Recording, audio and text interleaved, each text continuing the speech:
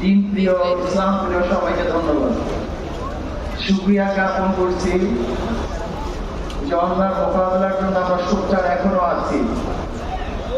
যতদিন পর্যন্ত মুসলমানরা অন্যায় প্রতিবাদ করবে ততদিন পর্যন্ত গোটা দুনিয়ার থেকে ইসলাম মুসলমানদের ধ্বংস করার ক্ষমতা কেউ রাখবে না, ধ্বংস করতে পারবে না।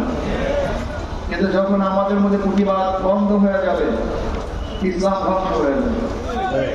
যাই হোক, হিজবুত তাওহীদ কি ও কেন, এদের বিরুদ্ধে আমরা কেন সম্মেলন ডেকেছি, কেন এসেছি, বক্তাগণ এতক্ষণ পর্যন্ত বক্তব্য দিয়েছেন, নিশ্চয়ই আপনারা উপলব্ধি করতে পেরেছেন। আমি মনে করি এই সম্মেলনের দুইটা দিক, হয়তো হিজবুত তাওহীদ জিরো হবে অথবা হিরো হবে, হয়তোবা জিরো হবে অথবা হিরো হবে। যদি সম্মেলন থেকে কোনো রেজাল্ট আমরা অর্জন করতে না পারি,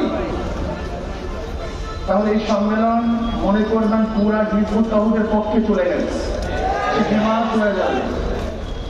আন্তর্জাতিক ইসলামের দুশ্মনেরা তাকে লুপে নিবে, তাকে ইসলামের বিরুদ্ধে কাজে লাগাবে, ইসলামের বিরুদ্ধে যত প্রকার ষড়যন্ত্র আছে তার মাধ্যমে করাবে। যদি এই সম্মেলন তার বিরুদ্ধে আমরা একসঙ্গে যেতে না পারি, তাহলে গোটা সম্মেলনটা হিজবুত তাওহীদের পক্ষে তাকে মাথা তুলে দিতে হবে।